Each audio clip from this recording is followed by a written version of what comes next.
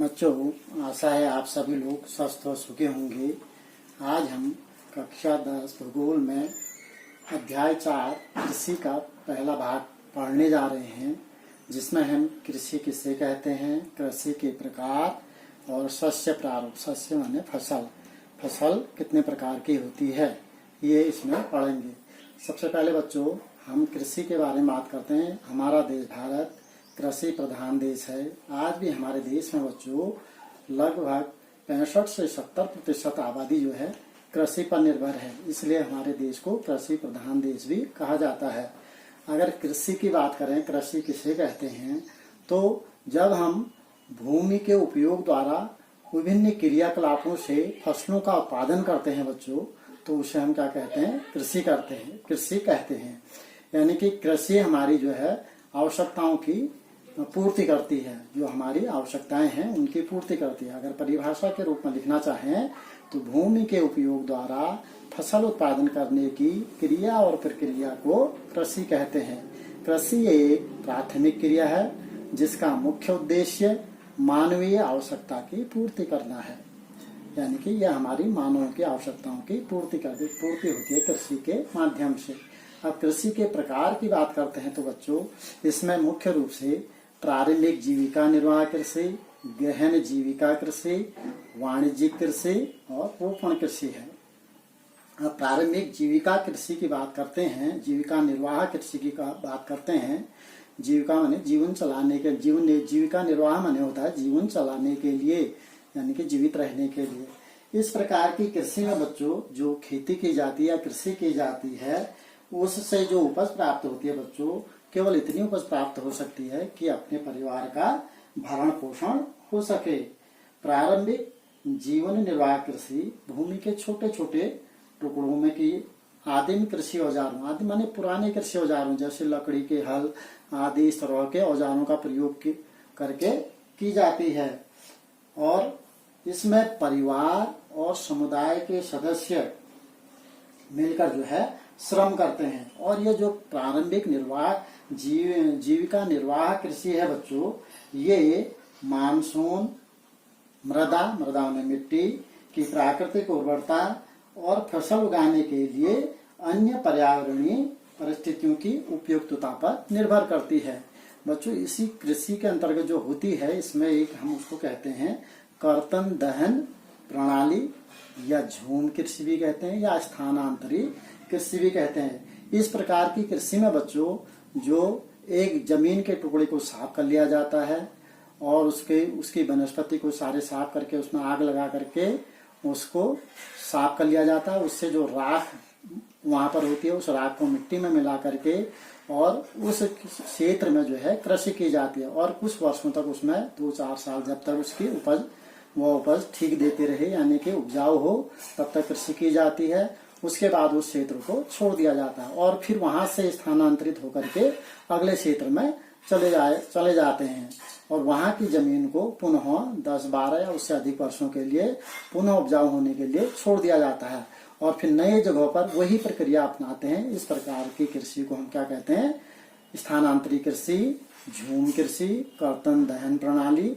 यानी कि हमारे देश के अलग अलग क्षेत्र में इसको अलग अलग नामों से जाना जाता है। जैसे हम अगर अपने देश के उत्तर पूर्वी राज्यों में असम, मेघालय, मिजोरम, आप ध्यान कीजिए हमारे देश के बिल्कुल पूर्व में स्थित, जिनको 7 सिस्टर यानी 7 बहनों के नाम से भी जाना जाता है, उन्हीं प्रदेशों में बात हो रही है। नागालैंड, असम, मेघालय, मिजोरम, नागालैंड में से झूम कृषि कहा जाता है।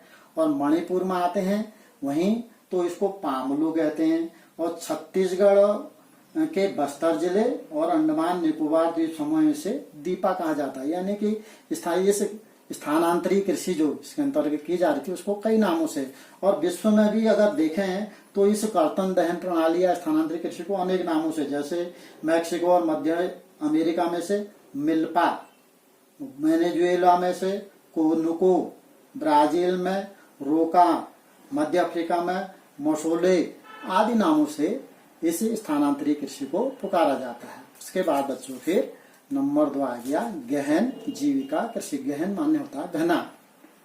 तो इस प्रकार की कृषि बच्चों उन क्षेत्रों में की जाती है जहां भूमि पर बहुत अधिक जनसंख्या का दबाव होता है, यानी कि भूमि कम है, जनसंख्या बहुत ज्यादा है। यह श्रम गहन खेती है। यहाँ अधिक उत्पादन के लिए अधिक मात्रा में रासायनिक खादों का, उर्वरकों का और सिंचाई का प्रयोग किया जाता है।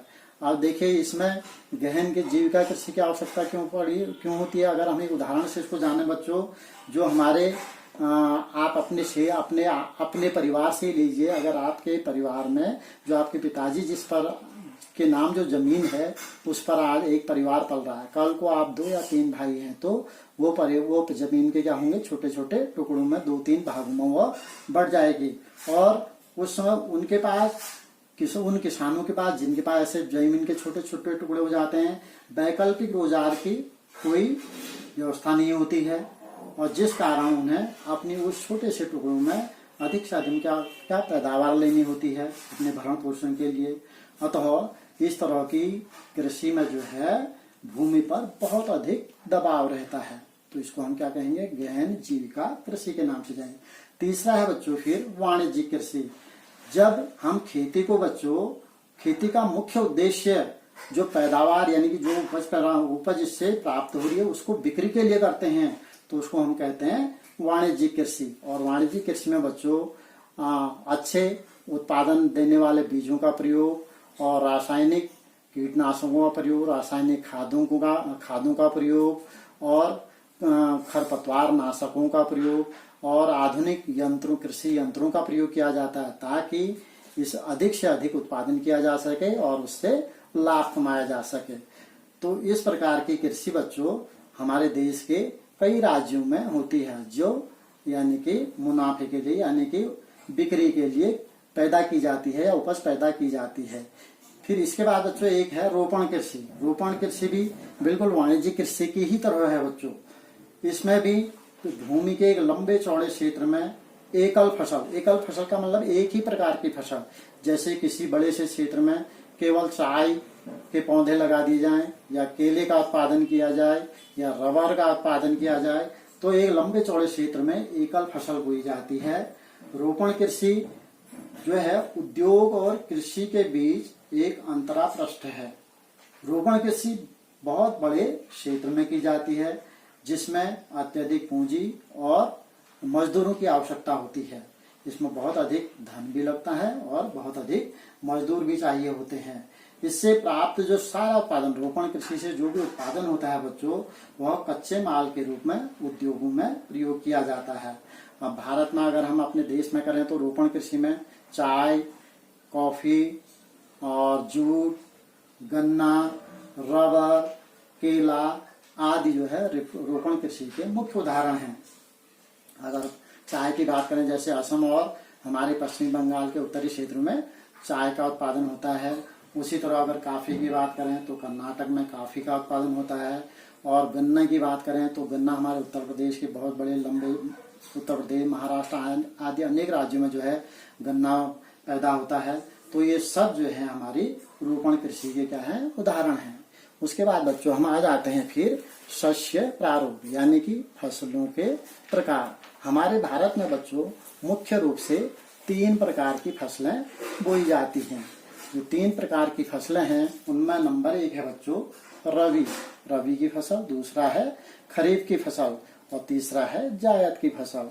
देखिए अब रबी की फसल बोई जाती है बच्चों, ये जाड़ों में बोई जाती है। इसलिए इसको हम जाड़ों की फसल भी कह सकते हैं। इसकी बुआई अक्टूबर से दिसंबर के बीच में कभी भी की जा सकती है, यानी कि बुआई का समय अक्टूबर से दिसंबर के बीच है। और यह फसल पककर जो तैयार हो जाती है बच्चों, अप्रैल के आसपास से तैयार हो जाती है और इसकी कटाई का समय अप्रैल से जून के बीच होता है। और जो रबी की फसल में मुख्य फसलें होती हैं बच्चों, गेहूं, मटर, चना, सरसों आदि, ये रबी की फसल के मुख्य फसलें हैं। उसके बाद आता है बच्चों खरीफ की फसल। अब इसकी बुआई जो है बच्चों मानसून आगमन के साथ, यानी कि वर्षा ऋतु के आगमन के साथ ही होती है। और इसकी जो फसल तैयार होती है बच्चों, तैयार होने के बाद इसकी जो कटाई होती है वो सितंबर और अक्टूबर के मध्य में होती है। और इसमें खरीफ की फसल की जो मुख्य फसलें हैं चावल है, मक्का है, ज्वार, बाजरा, अरहर, कपास, सोयाबीन आदि अन्य फसलें भी है। अगर हम अपने पर्वतीय क्षेत्रों की, उत्तराखंड के पर्वतीय क्षेत्रों की बात करें तो हमारे वहाँ इस फसल में क्या क्या बोई जाती है। इसके अलावा मादिरा है, मडुआ है, भट्ट हैं, गहत हैं, ये हमारी खरीफ की फसल के ही उदाहरण हैं। उसके बाद बच्चों तीसरी फसल हमारी है जायद की फसल। अब जो जायद की फसल का मौसम है बच्चों, वो ये रबी और खरीफ की फसल के मध्य में आती है, यानी कि ग्रीष्म ऋतु, गर्मी की ऋतु में ये फसलें बोई जाती है। इन फसलों में मुख्य रूप से आप गर्मी की ऋतु में देखते होंगे आप बाजार में जो आती हैं तरबूज, खरबूज, खीरा और सब्जियां व चारे वाली फसलें माने जिनको हमारे पशुओं के उपयोग के लिए बोई जाती हैं, जैसे बरसीम है। तो जायद की फसलें आपके रबी और खरीफ की फसलों के मध्य में बोई जाती है। तो इस प्रकार हमारे यानी कि जो फसलों के प्रकार हो गए, वो 3 प्रकार की फसलें हमारे देश में पैदा की जाती हैं।